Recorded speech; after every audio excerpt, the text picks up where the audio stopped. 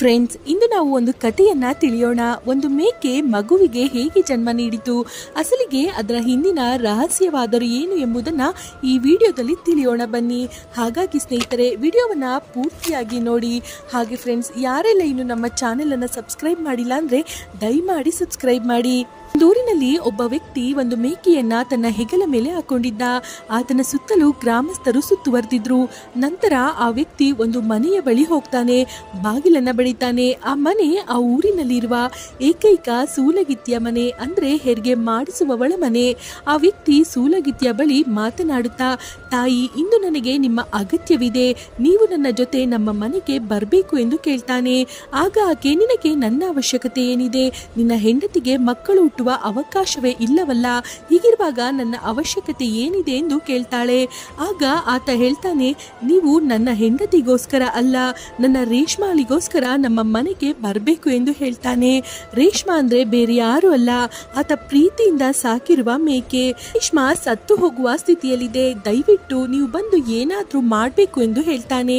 ಮೌಲ್ವಿ ಫಾರೂಕ್ಗೆ ತನ್ನ ಮೇಕೆ ಅಂದ್ರೆ ತುಂಬಾ ಪ್ರೀತಿ. ಚಿಕ್ಕನಿಂದಲೂ ತನ್ನ ಸ್ವಂತ ಮಗುವಿನ ಹಾಗೆ ನೋಡ್ಕೊಂಡಿದ್ದ. ಆದ್ರೆ ರೇಷ್ಮಾಗೆ ಈಗ ಹುಷಾರಿಲ್ಲ. ಮೌಲ್ವಿ ತನ್ನ ಮುದ್ದು ಮೇಕೆಗೆ ಏನ್ ಅನಾಹುತ ಆಗ್ತಾ ಇದೆಯೋ ಎಂದು ಭಯಪಟ್ಟಿದ್ದ. ಆದ್ರಿಂದಲೇ ಈ ಸೂಲಗಿತ್ತಿಯನ್ನ ಕರ್ಕೊಂಡು ಹೋಗಲು ಆಕೆಯ ಮನೆಗೆ ಬಂದಿದ್ದಾನೆ. ಮೌಲ್ವಿ ಫಾರೂಕ್ ಮೇಕೆಯನ್ನ ತುಂಬಾ ಪ್ರೀತಿಸ್ತಿದ್ದ, ಅದನ್ನ ತುಂಬಾ ಜಾಗೃತೆಯಿಂದ ನೋಡ್ಕೊಳ್ತಿದ್ದ. ಅದಕ್ಕೋಸ್ಕರನೇ ಬಟ್ಟೆಗಳನ್ನ ಕೂಡ ಹೊಲಿಸಿದ್ದ, ಸಪರೇಟ್ ರೂಮ್ ಕೂಡ ಕಟ್ಸಿದ್ದ. ಮೌಲ್ವಿ ಫಾರೂಕ್ ದಂಪತಿಗೆ ಮಕ್ಕಳಿಲ್ಲದ ಕಾರಣ ತನ್ನ ಹೆಚ್ಚು ಸಮಯವನ್ನ ಆ ಮೇಕೆಯೊಂದಿಗೆ ಕಳೀತಿದ್ದ. ಈಗ ಆ ಹೆರಿಗೆ ಮಾಡಿಸುವ ಅಜ್ಜಿ ಫಾರೂಕ್ ಮಾತಿಗೆ ಬೆಲೆ ಕೊಟ್ಟು ಆ ಮೇಕೆಯನ್ನ ನೋಡೋದಕ್ಕೆ ಆತನ ಮನೆಗೆ ಬಂದಿದ್ದಾಳೆ. ಆ ಅಜ್ಜಿ ಆ ಮೇಕೆಯನ್ನ ನೋಡಿದ ತಕ್ಷಣ ಆಶ್ಚರ್ಯಗೊಳ್ತಾಳೆ. ಆ ಮೇಕೆ ಎತ್ತರವಾಗಿಯೂ ಉದ್ದವಾಗಿಯೂ ಹೊಳೆಯುತ್ತಿತ್ತು.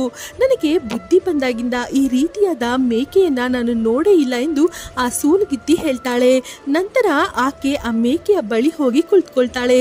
ನಂತರ ಅಲ್ಲಿ ಕಂಡ ದೃಶ್ಯವನ್ನ ನೋಡಿದ್ರೆ ನಿಮ್ಗೂ ಕೂಡ ಆಶ್ಚರ್ಯವಾಗುತ್ತೆ. ಅದಕ್ಕೂ ಮೊದಲು ಆ ಮೌಲ್ವಿ ಫಾರೂಕ್ಗೆ ಆ ಮೇಕೆ ಅಂದ್ರೆ ಅಷ್ಟೊಂದು ಪ್ರೀತಿ ಯಾಕೆ ಗೊತ್ತಾ? ಮೌಲ್ವಿ ಫಾರೂಕ್ ದಂಪತಿಗೆ ಮಕ್ಕಳಿಲ್ಲದ ಕಾರಣ ಆ ಮೇಕೆಯನ್ನೇ ತನ್ನ ಸ್ವಂತ ಮಗುವಿನ ರೀತಿ ನೋಡ್ಕೊಳ್ತಿದ್ದ. ಆ ಮೇಕೆಯು ಕೂಡ ಆತನ ಜೊತೆ ಒಳ್ಳೆ ಒಡನಾಟ ಕೂಡ ಹೊಂದಿತ್ತು. ಫಾರೂಕ್ ಕಣ್ಣ ಮುಂದೆಯೇ ಆ ಮೇಕೆ ಅವರ ಮನೆಯಲ್ಲೇ ಹುಟ್ಟಿತು. ಆ ಮೇಕೆ ಹುಟ್ಟಿದ ತಕ್ಷಣ ಅದರ ತಾಯಿ ಸತ್ತು ಹೋಗಿತ್ತು. ಫಾರೂಕ್ನ ಹೆಂಡತಿ ಹೊರಗೆ ಎಲ್ಲೂ ಹೋಗ್ತಿರ್ಲಿಲ್ಲ. ಇದಕ್ಕೆಲ್ಲ ಕಾರಣ ಫಾರೂಕ್ನ ಹೆಂಡತಿಗೆ ಮಕ್ಕಳಾಗೋದಿಲ್ಲ ಎಂದು ಗೊತ್ತಾಗಿನಿಂದ ಮನೆಯ ಹೊರಗೆ ಬರೋದನ್ನೇ ನಿಲ್ಸಿದ್ಲು.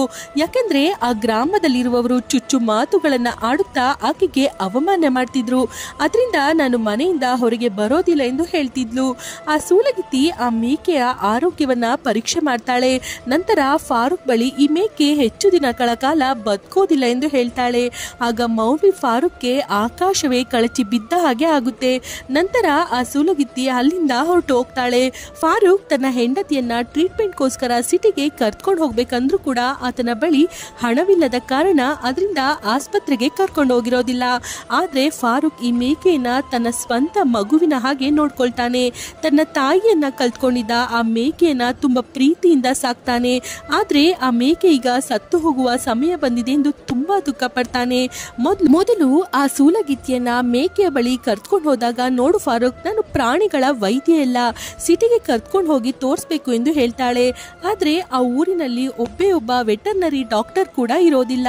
ಆದ್ರಿಂದ ಆ ಸೂಲಗಿತ್ತಿಯೇ ಸಹಾಯ ಮಾಡ್ತಾಳೆ.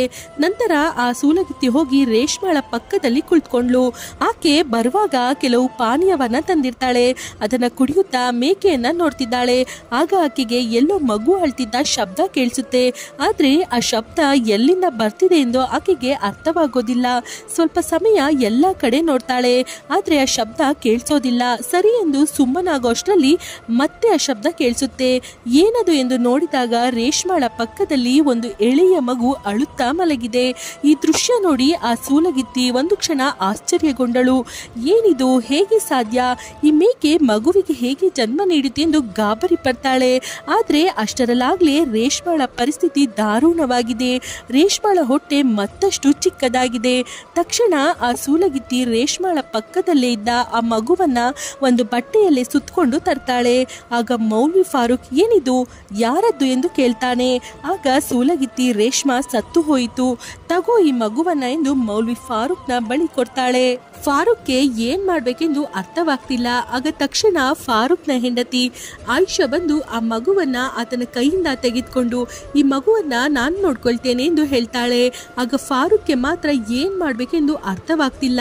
ರೇಷ್ಮಾ ಗರ್ಭವತಿ ಆಗಿದ್ದಾಳೆ ಎಂದು ಗೊತ್ತು, ಆದ್ರೆ ಮೇಕೆ ಮರಿ ಹುಟ್ಟುತ್ತೆ ಅನ್ಕೊಂಡ್ರೆ ಮಗು ಹುಟ್ಟಿದೆ ಎಂದು ಶಾಕ್ ನಲ್ಲೇ ಇರ್ತಾನೆ.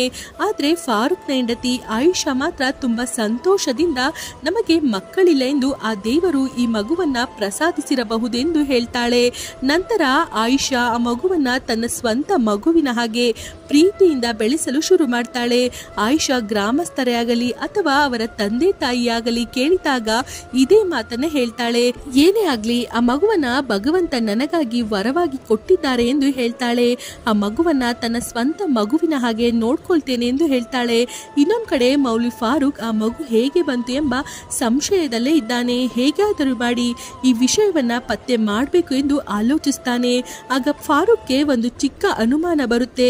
ಏನಂದ್ರೆ ಈ ಮಗು ಈಗ ಹುಟ್ಟಿದಾಗಿಲ್ಲ, ಆ ಮಗು ಹುಟ್ಟಿ 4 ರಿಂದ 5 ದಿನಗಳು ಕಳೆದಿರೋ ಹಾಗೆ ಇದೆ ಎಂದು ಅಂದ್ಕೊಳ್ತಾನೆ. ನಾನು ಬೇರೆ ಊರಿಗೆ ಕೆಲಸದ ಮೇಲೆ ಹೋಗಿದ್ದಾಗ ಯಾರೋ ಈ ಮಗುವನ್ನ ತೆಗೆದುಕೊಂಡು ಬಂದು ಇಲ್ಲಿ ಬಿಟ್ಟು ಹೋಗಿದ್ದಾರೆ ಎಂದು ಹೇಗಾದರೂ ಮಾಡಿ ಇದನ್ನ ಪತ್ತೆ ಮಾಡಲೇಬೇಕು ಎಂದು ನಿರ್ಧಾರ ಮಾಡ್ತಾನೆ. ಆಯಿಷಾ ಕೂಡ ನನ್ನಿಂದ ಏನನ್ನೋ ಮುಚ್ಚಿರ್ತಿದ್ದಾಳೆ ಎಂದು ಫಾರೂಕ್ಗೆ ಅನುಮಾನ ಬರುತ್ತೆ. ಆದ್ರೆ ಹೇಗೆ ಕೇಳಬೇಕೆಂದು ಆತನಿಗೆ ಅರ್ಥವಾಗ್ತಿಲ್ಲ. ಆಗ ಫಾರೂಕ್ ಸೂಲಗಿತ್ತಿಯ ಬಳಿ ಹೋಗಿ ಈ 4-5 ದಿನಗಳಲ್ಲಿ ಯಾರ ಬಳಿಗಾದ್ರೂ ಹೆರಿಗೆ ಮಾಡಿಸಲು ಹೋಗಿದ್ರಾ ಎಂದು ಕೇಳ್ತಾನೆ. ಆದ್ರೆ ಸೂಲಗಿತ್ತಿ ನಿಜ ಹೇಳೋದಿಲ್ಲ. ಕಾರಣ ಇದೆ, ಇದಕ್ಕೆಲ್ಲ ಸೂಲಗಿತ್ತಿಯೇ ಸೂತ್ರಧಾರಿಯಾಗಿರ್ತಾಳೆ. ಸೂಲಗಿತ್ತಿಗೆ ಉಜ್ಮಾ ಎಂಬ ಸ್ನೇಹಿತಳಿದ್ದಾಳೆ. ಆಕೆಗೆ ಒಬ್ಬ ಮಗಳಿದ್ದಾಳೆ. ಆಕೆ ಹೆಸರು ಹೀನಾ. ಆಕೆ ನೋಡೋದಕ್ಕೆ ತುಂಬಾನೇ ಸುಂದರವಾಗಿದ್ದಾಳೆ. ಆಕೆ ತುಂಬಾ ಒಳ್ಳೆಯವಳು ಕೂಡ. ಯಾವಾಗ ಈ ಸೂಲಗಿತ್ತಿ ಹೀನಾಳನ್ನ ನೋಡೋದಕ್ಕೆ ಹೋದಾಗ ಆಕೆ ಪರಿಸ್ಥಿತಿ ತುಂಬಾ ದಾರುಣವಾಗಿತ್ತು. ಆಕೆಗೆ ಏನಾಗಿದೆ ಎಂದು ನೋಡಿದಾಗ ಆಕೆ ಗರ್ಭಿಣಿ ಆಗಿದ್ದಾಳೆ ಎಂದು ಅರ್ಥವಾಗುತ್ತದೆ. ನಂತರ ಹೀನಾಳಿಗೆ ಏನಾಯಿತು ಎಂದು ಕೇಳ್ತಾಳೆ. ಆಗ ಹೀನಾ ನಡೆದ ಎಲ್ಲ ಘಟನೆಯನ್ನ ಹೇಳ್ತಾಳೆ. ಯಾರ ಬಳಿಯೂ ಹೇಳ್ಬೇಡಿ ಎಂದು ಕೂಡ ಸೂಲಗಿತ್ತಿಯನ್ನ ಬೇಡ್ಕೊಳ್ತಾಳೆ. ಹೀನಾಗೆ ಆರೋಗ್ಯ ತುಂಬಾನೇ ಸರಿಯಿಲ್ಲ, ಆದ್ರೆ ಈ ವಿಷಯವನ್ನ ಹೊರಗೆ ಹೇಳಲು ಸಾಧ್ಯವಿಲ್ಲ. ಆಗ ಆ ಸೂಲಗಿತ್ತಿ ಈ ಮಗುವಿಗೆ ತಂದೆ ಯಾರು ಎಂದು ಕೇಳ್ತಾಳೆ. ಆಗ ಹೀನಾ ಈ ಮಗುವಿನ ತಂದೆಯು ನಾನು ತುಂಬಾ ಪ್ರೀತಿಸುತ್ತಿದ್ದೆವು, ಆದ್ರೆ ಮದುವೆ ಆಗಲಿಲ್ಲ. ಈ ಒಂದು ಬಲಹೀನವಾದ ಸಮಯದಲ್ಲಿ ನಾವು ಸೇರಿದೆವು, ಅದರ ಫಲವಾಗಿ ಈ ಮಗು ಎಂದು ಹೇಳ್ತಾಳೆ. ಈಗಾಗಲೇ ಆ ವ್ಯಕ್ತಿಯು ತುಂಬಾ ದೂರ ಹೊರಟೋಗಿದ್ದಾನೆ ಎಂದು ಕೂಡ ಹೇಳ್ತಾಳೆ. ಮತ್ತೊಂದು ವಿಷಯ ಏನಂದ್ರೆ ಆಯಿಷಾ ನನ್ನ ಸ್ನೇಹಿತೆ, ಅವಳಿಗೂ ಸಹ ಗೊತ್ತು ನಾನು ಮಗುವಿಗೆ ಜನ್ಮ ನೀಡ್ತಿದ್ದೇನೆ ಎಂದು. ಆಯಿಷಾ ಹೇಳಿದ ಹಾಗೆ ಈ ಮಗುವನ್ನ ರೇಷ್ಮಾಳ ಪಕ್ಕದಲ್ಲಿ ಮಲಗಿಸಿದೆ.